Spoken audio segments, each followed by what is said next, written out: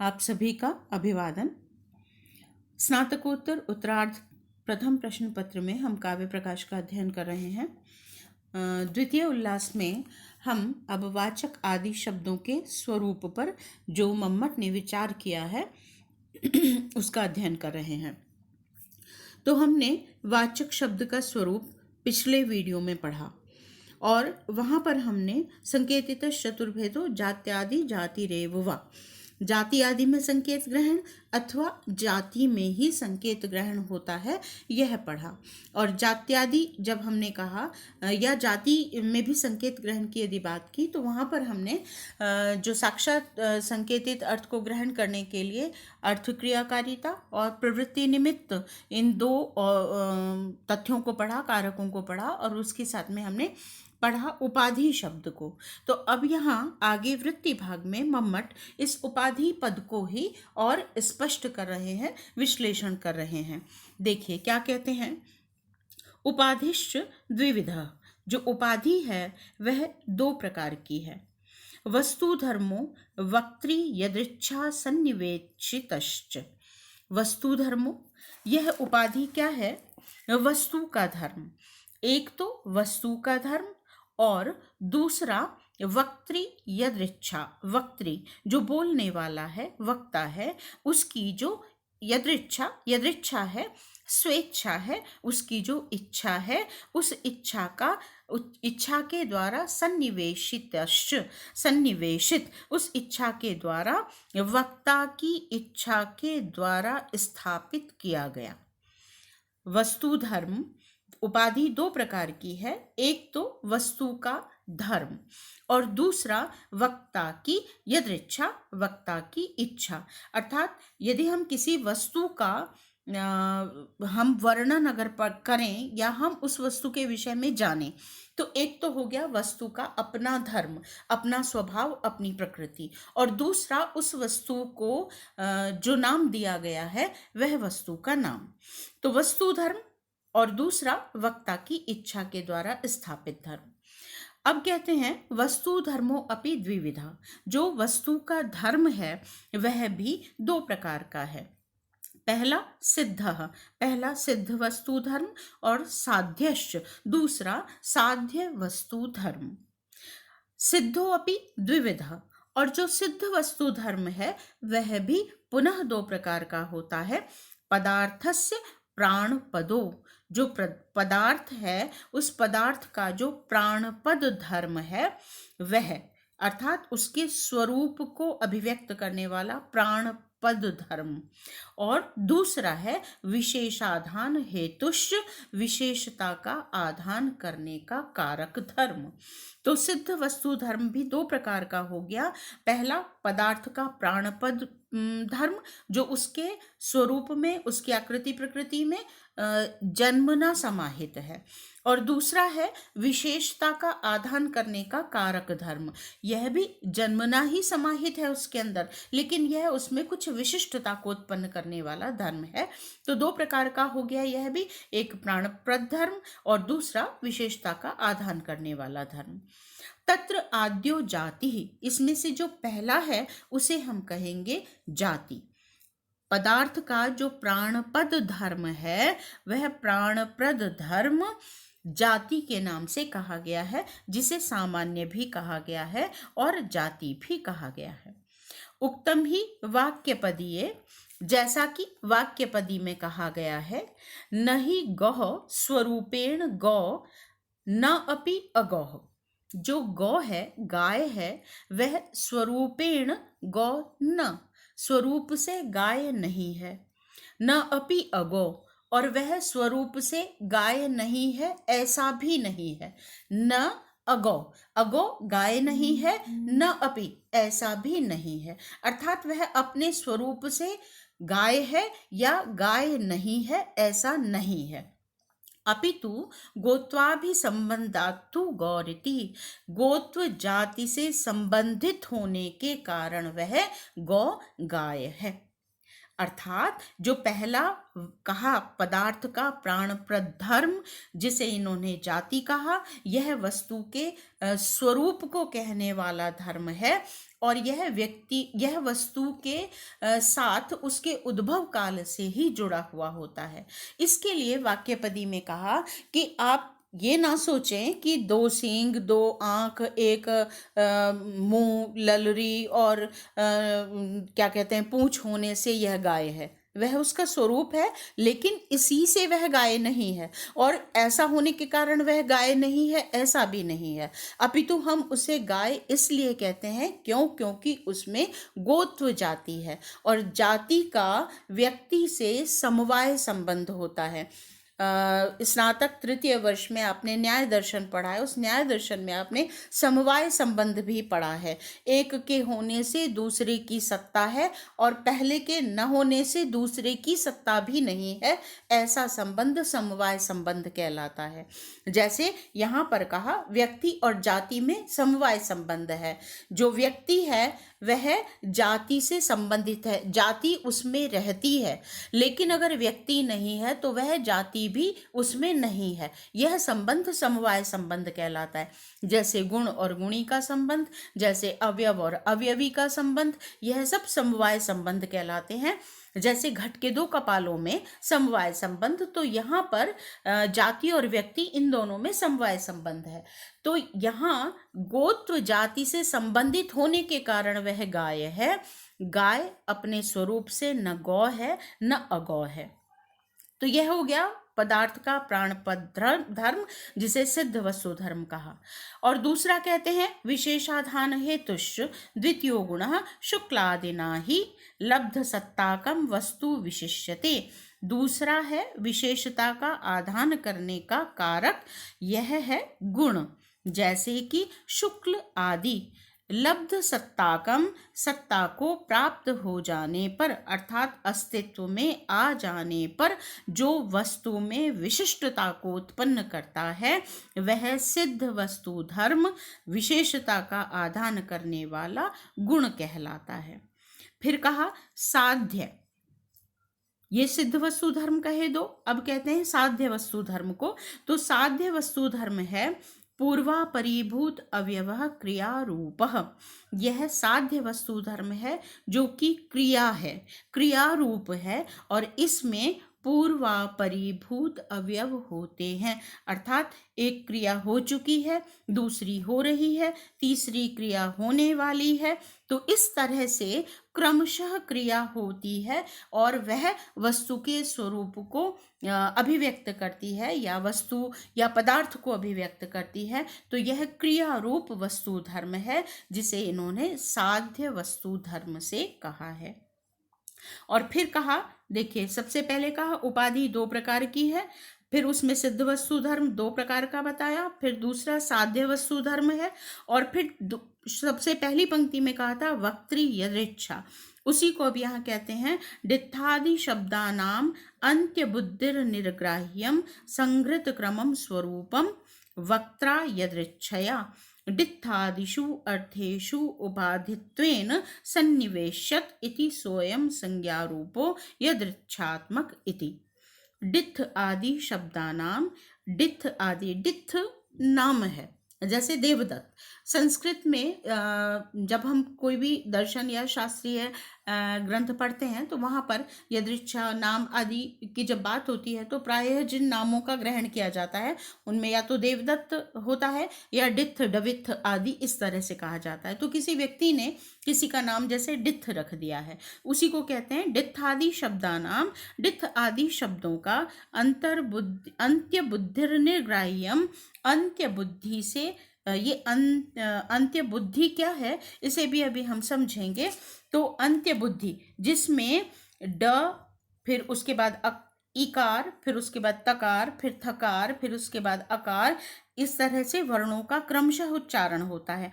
तो जो पहला अक्षर बोला गया ड, उन वर्णों का क्रम से अनुभव होने पर अंतिम अक्षर अकार के अनुभव के साथ पूरे डित्थ पद का ग्रहण हो जाता है भली भांति। यही अंत्य बुद्धि ग्राह्य है। तो डित्थादि शब्दानाम अंत्य बुद्धिर निर्ग्राह्यम, और दूसरी बात कही संघृत क्रमम स्वरूपम, अक्षरों के क्रम का जहाँ ध्यान नहीं रहता है, लेकिन क्रम होता है लेकिन ध्यान के साथ नहीं उच्चरित होता है, तो ऐसा संघृत क्रमम स्वरूपम, संघृत क्रम वाला जो स्वरूप है, वक्त्रा यदृच्छया, जहाँ केवल वक्ता अपनी इच्छा आदि से ही अर्थों को बोलता है, शब्दों को बोलता है और उन्हें ग्रहण करता है, तो वक्ता की इच्छा मात्र से डित्थादिषु अर्थेषु, डित्थ आदि अर्थों में उपाधित्वेन, उपाधि के रूप में सन्निवेशित, कल्पित या स्थापित किया जाता है। इति, ऐसा, सो अयम संज्ञा रूपो, तो यह संज्ञा रूप है। यदृच्छात्मक इति, यह स्वेच्छा से कल्पित किया गया, यदृच्छात्मक अर्थात स्वेच्छा से कल्पित किया गया, और संज्ञा रूप है अर्थात नाम आदि के रूप में, संज्ञा पद के रूप में ग्रहण किया जाता है। गौ शुक्लश्चलो डित्थ इत्यादौ, गौ शुक्लश्चलो डित्थ, ये पूरा एक वाक्य है। इस वाक्य में चतुष्टयी शब्दानाम प्रवृत्तिर इति, शब्दों की चतुष्टयी प्रवृत्ति, 4 प्रकार की प्रवृत्ति है, शब्दों की प्रवृत्ति 4 प्रकार की है। इति महाभाष्यकारः, ऐसा महाभाष्यकार पतंजलि का कथन है, मत है। एक बार फिर इसे देखिए, फिर हम इसे दोबारा समझेंगे। उपाधि द्विविधा, उपाधि 2 प्रकार की होती है। वस्तु धर्म, वस्तु का धर्म, वक्त्री यदृच्छा सन्निवेशितश्च, और वक्ता की अपनी इच्छा से स्थापना। वस्तु धर्मो अपि द्विविधा, इसमें जो 2 कहे गए उसमें पहला है वस्तु धर्म, तो वस्तु धर्म भी 2 प्रकार का है, सिद्ध साध्यश्च, सिद्ध वस्तु धर्म और साध्य वस्तु धर्म। सिद्धो अपि द्विविधा, सिद्ध वस्तु धर्म भी पुनः 2 प्रकार का है, पदार्थ का प्राणप्रद धर्म और दूसरा विशेषता का आधान करने का कारक धर्म। उसमें से पदार्थ का जो प्राणपद धर्म है उसे जाति कहते हैं, तत्राद्यो जाति, वह जाति है। जैसा कि वाक्यपदीय में कहा है, उक्तम ही वाक्यपदीय, जैसा कि वाक्यपदीय में कहा है, न ही गौ स्वरूपेण गौ, गाय अपने स्वरूप से, आकृति से गाय नहीं है, न अपि अगौ, और वह अपने स्वरूप से अगौ भी नहीं है, बल्कि गोत्वाभिसंबंधात् तु गौ इति, वह गोत्व संबंध से ही, गोत्व जाति के संबंध से ही गौ है।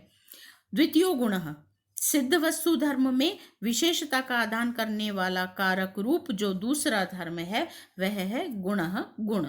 शुक्लादिना, जो कि शुक्ल आदि के रूप में वस्तु का प्राणपद धर्म होता है, वस्तु का जन्मना धर्म होता है। कैसे? लब्ध सत्ताकम, जो अस्तित्व में आ गया है पदार्थ, द्रव्य, वस्तु, उस वस्तु में विशिष्यते, विशिष्टता का आधान करता है, यह शुक्लादि गुण। साध्य, फिर सिद्ध वस्तु धर्म के बाद साध्य वस्तु धर्म कहते हैं पूर्वापरिभूत अव्यवह क्रियारूप, जिसमें पूर्वापरता होती है, ऐसा क्रियारूप धर्म साध्य वस्तु धर्म कहलाता है। और तीसरा है, इन वस्तु धर्म के बाद जो प्रारंभ में दूसरा कहा वक्त्री यदृच्छा, अब उसको कहते हैं डित्थादि शब्दानाम, डित्थादि शब्दों में अंत्य बुद्धि निर्ग्राह्य, अंत्य बुद्धि के ग्रहण से, प्रारंभिक वर्ण से लेकर अंतिम वर्ण को उच्चरित होने के पश्चात एक रूप में अनुभव करने वाली अंत्य बुद्धि, और अक्षरों के क्रम का जहाँ ध्यान नहीं रहता, ऐसे संग्रत क्रम स्वरूप वाला, वक्ता की इच्छा मात्र से संचालित। डित्थादि अर्थेषु, डित्थ आदि अर्थों में उपाधित्वेन सन्निवेश्यत, उपाधि के रूप में यह वस्तु का धर्म कल्पित किया जाता है, स्थापित किया जाता है। तो यह यदृच्छात्मक, स्वेच्छा से संज्ञा रूपो इति, संज्ञा रूप होता है, ऐसा कहा गया। गौ शुक्लश्चलो डित्थ, इस वाक्य में गौ, शुक्ल, चल और डित्थ, गौ यहाँ पर सिद्ध वस्तु धर्म जाति का वाचक है, शुक्ल यहाँ पर विशेषता का आधान करने वाला गुण का वाचक है, चल यहाँ पर साध्य वस्तु धर्म क्रिया का वाचक हो गया, और डित्थ यदृच्छा का वाचक संज्ञा शब्द हो गया। तो इस वाक्य में जैसे शब्दों की चतुष्टयी प्रवृत्ति थी, 4 प्रकार की प्रवृत्ति देखी जाती है, ऐसा महाभाष्यकार का मत है।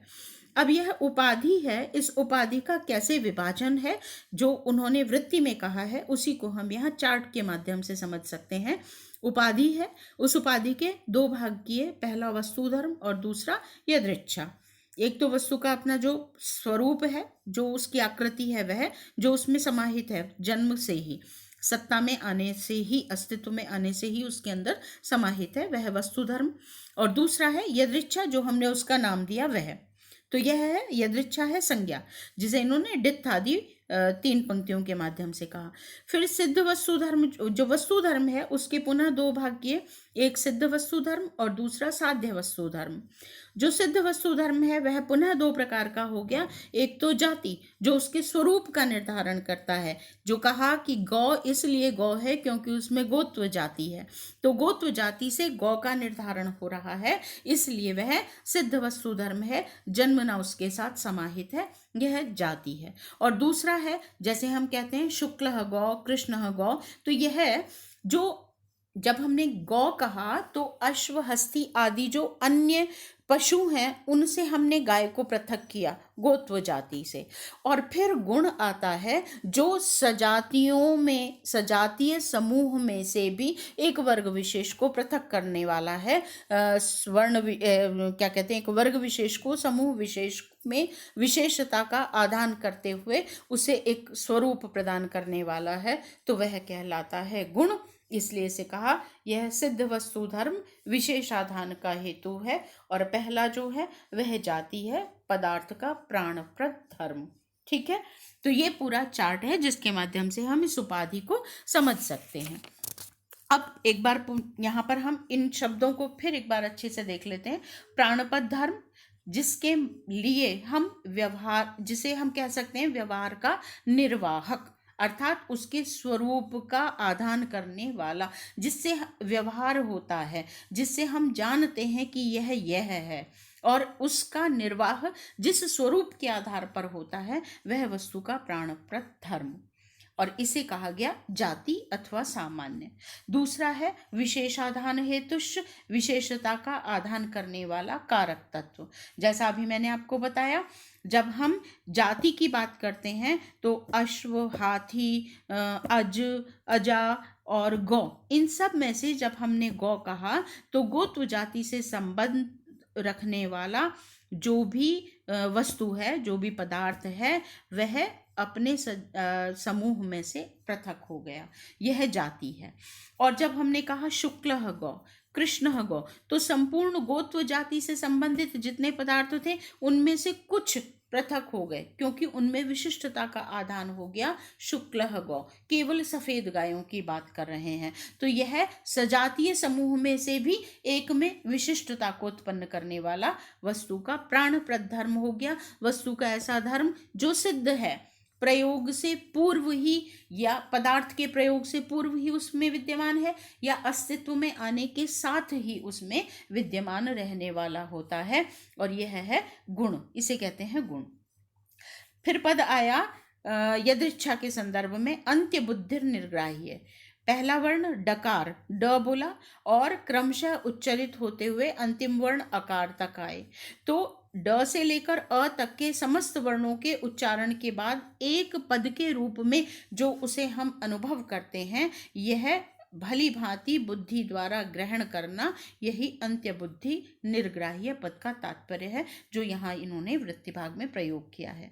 और संघृत क्रमम है, संघृतः शून्य क्रमः यस्य तत्, जहाँ पर क्रम शून्य है, क्रम की आवश्यकता नहीं है, या क्रम का कोई ध्यान नहीं रखा गया। यहाँ क्रम का ध्यान न रखने का तात्पर्य है कि जैसे हम कहें क के बाद ख आता है, ख के बाद ग आता है, तो हम नाम इसी क्रम से रखें किसी का, नहीं, ऐसा कोई क्रम नहीं होता, क्रम का ध्यान नहीं रखा जाता, अर्थात वो पूरी तरह से वक्ता की इच्छा पर निर्भर करता है कि वह एक वर्ण कवर्ग में से उठाए और दूसरा वर्ण वह तवर्ग में से उठाए और किसी वस्तु का नाम रख दे। तो यह यदृच्छा है, जहाँ वर्णों के क्रम का ध्यान नहीं रखा जाता है। संघृत क्रमम, ऐसा दूसरा पद इन्होंने वृत्ति भाग में कहा, उसे भी स्पष्ट कर दिया। अब महाभाष्यकार पतंजलि के अनुसार शब्दों की 4 प्रकार की प्रवृत्ति मम्मटाचार्य ने यहाँ कही, जाति, गुण, क्रिया और यदृच्छा। ठीक है। अब यदि इन्हें हम एक बार जाति, गुण, क्रिया और यदृच्छा, इन चारों को पृथक पृथक एक बार फिर समझ लीजिए। जाति है वस्तु का स्वतः सिद्ध धर्म है और यह वस्तु के प्रयोग के पूर्व ही उसमें विद्यमान रहता है। सिद्ध वस्तु धर्म है, यह उसके स्वरूप को निर्धारित करने वाला धर्म है और उसके लिए जिस पद का प्रयोग किया जा रहा है उसका निर्वाहक धर्म है। जैसे उदाहरण दिया वाक्यपदीय का, गौ गोत्व जाति से संबंधित होने के कारण गाय है, न अपने स्वरूप से वह गाय है, न वह अपने स्वरूप से अगौ है, अपितु गोत्व जाति के कारण वह गौ है। यह हो गई जाति। दूसरा कहा गुण, विशेषता का आधान करने वाला हेतु, यह दूसरी उपाधि है। यह भी सिद्ध वस्तु धर्म है, यह भी प्रयोग से पूर्व ही वस्तु में विद्यमान रहने वाला धर्म है, लेकिन यह अपने समुदाय में से किसी गुण विशेष वाले को पृथक करने का कारक है, विशिष्टता को उत्पन्न करने का कारक है। इसलिए जाति और गुण एक नहीं है।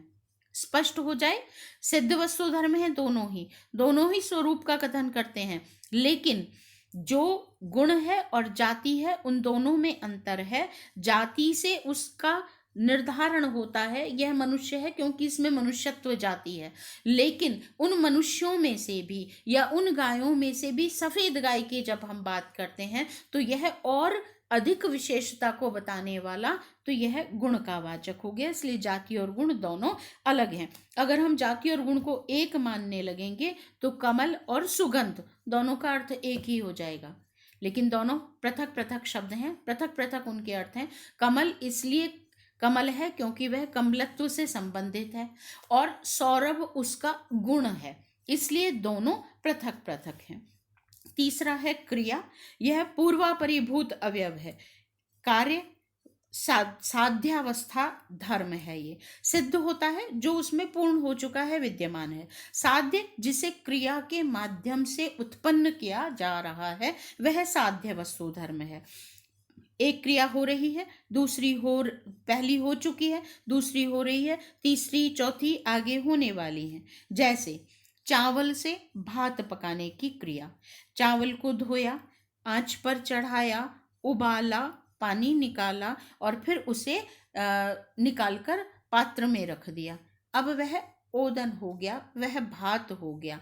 तो पचती यह क्रिया है, साध्यावस्था को बताती है, पहले ये क्रिया की, फिर ये क्रिया की, फिर ये क्रिया की, तो यह अवस्था को पूर्वापरभूत क्रिया रूप धर्म है और यह पचति के माध्यम से कहा जाता है। और दूसरा सिद्धावस्था को कहने वाला है तो वह पाक क्रिया हो गई, लेकिन हम यहाँ क्रिया की बात कर रहे हैं तो यह साध्य अवस्था को, जिसमें क्रिया करके उसे वहाँ तक पहुँचाया जाता है, यह क्रिया रूप धर्म कहलाता है, जिसे हमने साध्य वस्तु धर्म कहा।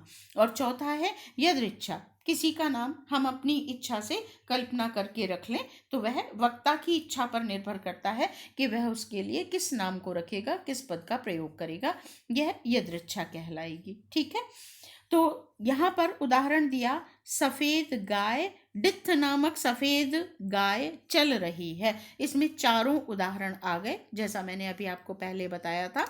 तो यदृच्छा जो है यह आरोपित या कल्पनाजन्य है, साध्य धर्म क्रिया रूप है और इस उदाहरण में चारों शब्द की चारों ही प्रवृत्तियों का प्रयोग हो जाता है।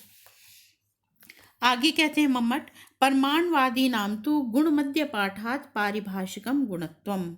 अब किसी ने शंका उठाई कि जो परमाणु है वह गुण है, जाति है, क्या है? क्योंकि वैशेषिक दर्शन में जो परमाणु है उसका दो प्रकार से प्रयोग किया गया है। इसे देखें हम, परमाणुवादी नाम, वैशेषिक दर्शन में परमाणु दो प्रकार से प्रयुक्त है। परमाणु का दो प्रयोग के दो हमें प्रकार मिलते हैं। परमाणु कहा गया सर्वाधिक सूक्ष्म कण जो होता है, वस्तु का जो अंतिम बिंदु, सबसे छोटा सूक्ष्म बिंदु जो है वह परमाणु कहलाएगा, उसके लिए मतलब परमाणु पद का प्रयोग होता है। और दूसरा परमाणु का परिमाण के अर्थ में प्रयोग है, जो कि गुण के रूप में प्रयुक्त है। तो वस्तुतः यहाँ पर बात हुई कि परमाणु को फिर हम गुण मानेंगे या जाति मानेंगे। उसका उदाहरण, उसका जो समाधान है यहाँ पर मम्मट ने दिया। परमाणुवादी नाम तू परमाणु आदि का गुणमध्य पाठात, गुणों के मध्य पाठ होना, पाठ होने से गुणत्वम पारिभाषिकम, उसका जो गुणत्व है वह पारिभाषिक मात्र है। अर्थात परमाणु मूलतः जाति से ही संबंधित है, क्योंकि वह वस्तु के स्वरूप का आधायक है, स्वरूप का निर्धारण करने वाला है, और वह मूलतः जाति ही है। लेकिन परमाणु का जो गुणों के मध्य पाठ किया गया है वह औपचारिक मात्र है, यह मम्मट ने कहा। मम्मट कहते हैं वस्तुतः परमाणु जाति ही है, गुण कथन तो औपचारिक मात्र है, क्योंकि वह द्रव्य का आदि प्राणप्रद धर्म है, इसलिए वह जाति है। वह सिद्ध वस्तु धर्म में जो पहला वस्तु धर्म है, प्राणप्रद धर्म, वही है। गुणों में उसका पाठ तो औपचारिक मात्र है, भाक्त मात्र है, इसलिए यहाँ पर जो परमाणु है उसे हम जाति ही मानेंगे। गुणों के मध्य उसका पाठ तो केवल परिभाषा के रूप में है, पारिभाषिक मात्र है। गुण क्रिया यदृच्छा नाम वस्तुतः एक रूपाणाम अपि आश्रय भेदात् भेद इव लक्ष्यते, यथा एकस्य मुखस्य खड्ग मुकुर तैलाद्य आलंबन भेदात्। अब एक नई शंका, पहली शंका परमाणु के विषय में थी, जिसका समाधान कर दिया मम्मट ने कि गुणों में उसका पाठ तो केवल औपचारिक है, मूलतः वह वस्तु का प्राणप्रद धर्म है, अर्थात जाति है। अब दूसरी शंका उठती है, कहते हैं गुण क्रिया और यदृच्छा नाम, गुण क्रिया और जो यदृच्छा है वस्तुतः एक रूपाणाम, एक ही रूप में एक रूप होने पर भी आश्रय भेदाद, आश्रय के भेद से भेद इव लक्ष्यते, इनमें भी भेद सा दिखाई देता है। गुण क्रिया और यदृच्छा जो हैं ये वस्तुतः एक ही स्वरूप वाले होते हैं, लेकिन फिर भी आश्रय के भेद से इनमें भेद सा दिखाई देता है। इस पंक्ति को और स्पष्ट किया है आगे, यथा जैसे कि एकस्य मुखस्य, एक ही मुख के, खड्ग तलवार में, मुकुर दर्पण में, तैल और तेल में, आलंबन भेदात, तेल के आलंबन में भेद होने से। अर्थात जैसे मुख तो व्यक्ति का एक ही है, लेकिन यदि वह दर्पण में देखेगा तो उसका प्रतिबिंब भिन्न दिखाई देगा, यदि वह तेल में देखेगा तो उसका प्रतिबिंब भिन्न दिखेगा, और यदि तलवार में उसे देखता है या धातु के किसी बर्तन में आप अपना मुख देखते हैं तो उसकी आकृति भिन्न दिखाई देती है। मुख एक ही है, लेकिन सब आश्रय के भेद से, आलंबन के भेद से उनमें भिन्नता दिखाई देने लगती है। जैसे से और उदाहरण नीचे इन्होंने और स्पष्ट किया है, जैसे शुक्ल है तो दूध का शुक्लत्व अलग है, पृथक है, चीनी में जो सफ़ेद है वह अलग है, दीवार पर किया हुआ सफ़ेद रंग अलग है। तो अलग अलग आश्रय होने के कारण उनमें भी भेद दिखाई देता है। तो ये कहते हैं कि गुण क्रिया और यदृच्छा ये वस्तुतः जो वस्तु के धर्म हैं, लेकिन इनमें भी यदि आश्रय का भेद हो तो भेद सा दिखाई देता है। जैसे एक ही मुख आलंबन के भेद से तेल में अलग दिखेगा, खड्ग में अलग दिखेगा, और मुकुर में दर्पण में अलग दिखेगा। तो इसके लिए आगे इन्होंने और एक बात कही, यह मीमांसकों का मत कहा, हिम पयः शंखाद्याश्रयेषु परमार्थतः भिन्नेषु। ये ऊपर की जो पंक्ति है यह वस्तुतः जात्यादि जातिरेव वा, इसको स्पष्ट करने वाली हैं ये दोनों। जात्यादि कहा तो वहाँ पर इस पंक्ति का संबंध हो रहा है चारों उपाधियों से, इसलिए कहा गुण क्रिया यदृच्छा नाम वस्तुतः एक रूपाणाम आश्रय भेदात भेदिव लक्ष्यते।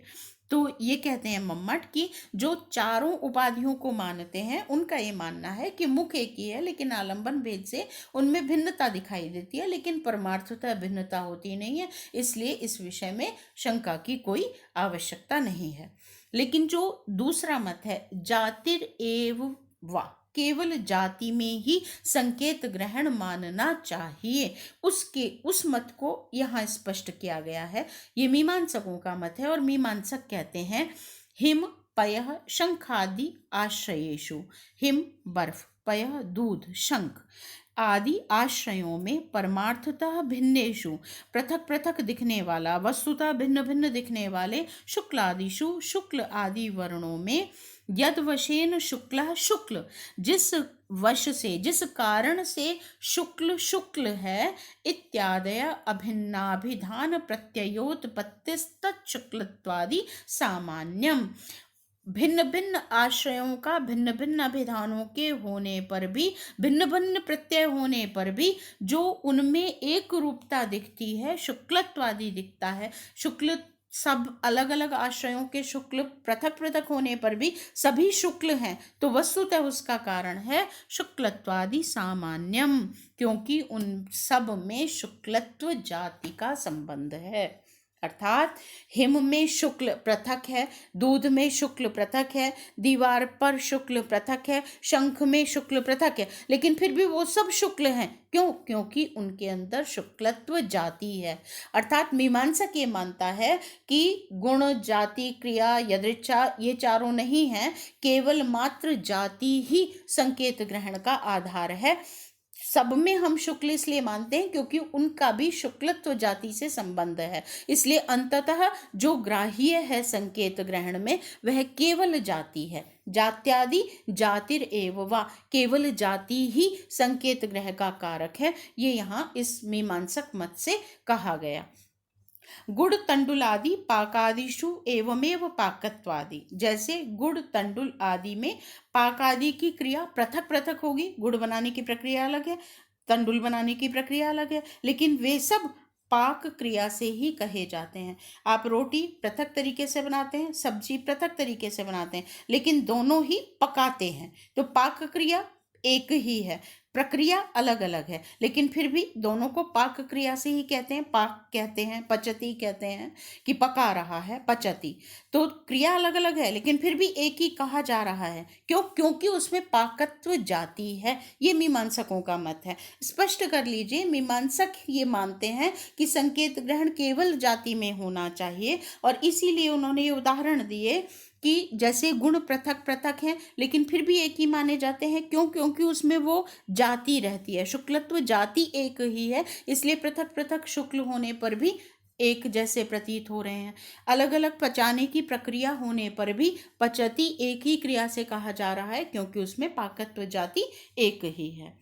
इसी तरह से बाल वृद्ध शुक आदिषु उदीरितेषु, किसी बालक ने नाम बोला, किसी वृद्ध ने नाम बोला, किसी तोते ने नाम बोला, इन सब ने डित्थ बोला, लेकिन सभी में भिन्नता है, लेकिन फिर भी डित्थ एक ही रूप में ग्रहण हो रहा है। या कहें प्रतिक्षणम विद्यमानेषु, प्रतिक्षण भिन्न हो रहा है। कौन? डित्थ। डित्थ हर क्षण परिवर्तित हो रहा है। हर क्षण के साथ हमारी अवस्था, हमारी आयु, हमारा स्वरूप, हमारी आकृति बदल रही होती है। तो वह बालपन में डित्थ अलग था, युवावस्था में डित्थ अलग हुआ, वृद्धावस्था में डित्थ अलग हुआ। तो हर क्षण बदलती हुई स्थिति में भी डित्थ डित्थ के ही रूप में ग्रहण हो रहा है। तो इसका भी वस्तुतः कारण है डित्थाद्यर्थेषु वा डित्थत्व आदि अस्ति। डित्थत्व जाति है, इसलिए पृथक पृथक अवस्था में भी डित्थ एक ही रहता है, एक ही रूप में जाना जाता है। तो यह उस जाति के कारण है। इसलिए मीमांसकों ने कहा सर्वेषां शब्दानां जातिरेव, सभी शब्दों में जाति ही एकमात्र प्रवृत्ति का निमित्त है। ऐसा इति अन्य, ऐसा मम्मट ने कहा मीमांसकों के लिए कि अन्य लोग ऐसा कहते हैं। कौन लोग कहते हैं? मीमांसक कहते हैं कि जाति को तो सीधा सीधा जाति मान ही लिया, शेष रह गए तीन, गुण, क्रिया और यदृच्छा। तो मीमांसकों का मत है कि गुण भी इसलिए अलग अलग आश्रय में भिन्न भिन्न होने पर भी एक रूप में इसलिए कहे जाते हैं क्योंकि उसमें भी जाति में ही संकेत ग्रहण होता है। इसी तरह से क्रिया में भी पृथक पृथक प्रक्रिया होने पर भी सब एक ही क्रिया के माध्यम से कहे जा रहे हैं।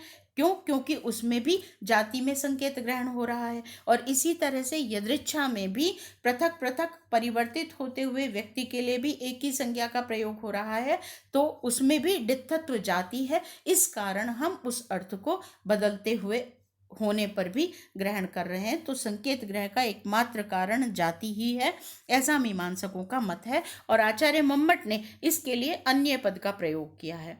और जात्यादि, जहाँ जाति, गुण, क्रिया और यदृच्छा इन चारों उपाधियों को स्वीकार किया है, वो ऊपर की दो पंक्तियां हैं जिनको मम्मट ने कहा गुण, क्रिया, यदृच्छा नाम। गुण, क्रिया और यदृच्छा में वस्तुतः एक रूपता होती है, लेकिन आलंबन के भेद से भेद इव लक्ष्यते, भेद सा दिखाई देता है, पर वस्तुतः परमार्थतः भेद होता नहीं है, इसलिए कोई आशंका का तथ्य नहीं है। अर्थात मम्मट उसके लिए, उस मत के लिए जात्यादि वाले मत को ग्रहण करने वाले यहाँ पर प्रतीत होते हैं। फिर इसकी अगली पंक्ति है तद्वान अपोहो व शब्दार्थ कैश्चिद उक्तम। तद्वान, उससे युक्त, ये आ गया।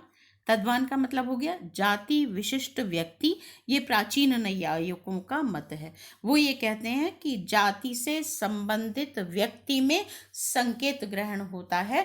यह तद्वान, तद अर्थात जाति, उससे जो युक्त है अर्थात व्यक्ति, तो जाति विशिष्ट व्यक्ति में संकेत ग्रहण होता है, ऐसा प्राचीन नैयायिकों का मत। और अपोहोवा, और अपोह में ग्रहण होता है संकेत, ऐसा ये है बौद्ध मत। तो तद्वान अपोहो व शब्दार्थ, शब्द का अर्थ जाति विशिष्ट व्यक्ति में होता है अथवा अपोह में होता है, ऐसा कैश्चिद उक्तम, किन्हीं के द्वारा कहा गया है।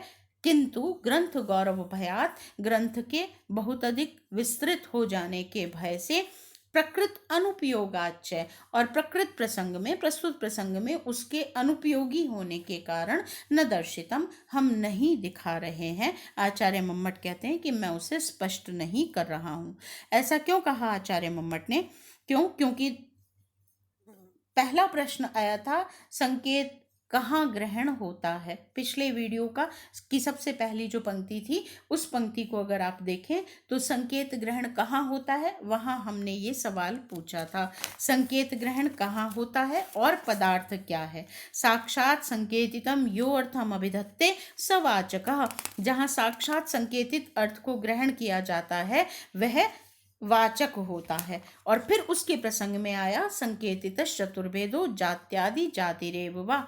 तो यहाँ पर जो अंत में आकर समाहार किया है मम्मट ने, उसमें ये जो सबसे पहले हमने ये 3 तथ्य पढ़े थे, 4 तथ्य पढ़े थे, उसे एक बार फिर आप स्मृति में ले आइए।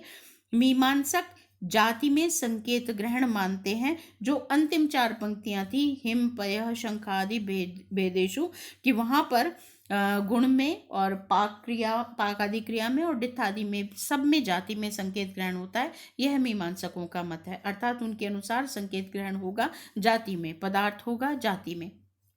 न्याय वैशेषिकों के अनुसार जाति विशिष्ट व्यक्ति में संकेत होता है और वही पदार्थ होता है। इसे मम्मट ने अंतिम पंक्ति में कहा और ये कहा कि इसे हम स्पष्ट नहीं करेंगे क्योंकि ग्रंथ बहुत विस्तृत हो जाएगा।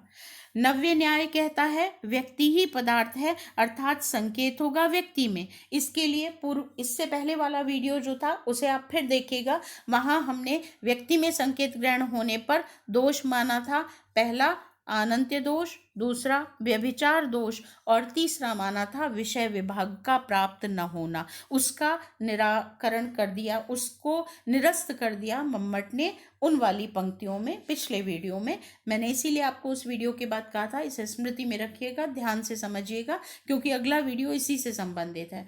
तो उसे फिर सुनिए। उसका वहीं पर उस मत को निरस्त कर दिया गया कि व्यक्ति में संकेत ग्रहण हम क्यों नहीं मानेंगे, क्योंकि अनंत्य दोष है, क्योंकि व्यभिचार दोष है और विषय का विभाग प्राप्त नहीं होता है। ये नव्य न्याय का मत है। और बौद्ध अपोह में मानते हैं। अपोह का मतलब होता है कि पदार्थ, सामान्य सा बता दूं, संकेत ग्रहण अपोह में होता है। अर्थात जब हम ये कहते हैं वो उस वाले मत के हैं कि इसका यह भी नहीं है, यह भी नहीं है, यह भी नहीं है, तो फिर जो शेष बचा वह यह है ना। गाय इसलिए गाय है क्योंकि वह अश्व नहीं है, हस्ती नहीं है, अज नहीं है। यह जो प्रक्रिया है यह अपोह की प्रक्रिया है बौद्ध दर्शन की। तो मम्मट ने उसका भी यहाँ विस्तार नहीं किया है, केवल ये कह दिया है कि किन्हीं ने अपोह में भी शब्दार्थ माना है। ठीक है। और वैयाकरण व्यक्ति की उपाधि में संकेत ग्रहण करते हैं, और उपाधि में चार जिनका विस्तार से मम्मट ने वर्णन किया: सिद्ध वस्तु धर्म, साध्य वस्तु धर्म, वस्तु धर्म, यदृच्छा। वस्तु धर्म के दो भाग, सिद्ध वस्तु धर्म और साध्य वस्तु धर्म। सिद्ध वस्तु धर्म के पुनः दो भाग, जाति और गुण। साध्य वस्तु धर्म, क्रिया और यदृच्छा। ये चार माने जाति, गुण, क्रिया और यदृच्छा व्यक्ति की चार उपाधियों में संकेत ग्रहण होता है, ऐसा वैयाकरणों का मत है। इसमें महाभाष्यकार और वाक्यपदीय का उन्होंने उदाहरण दिया।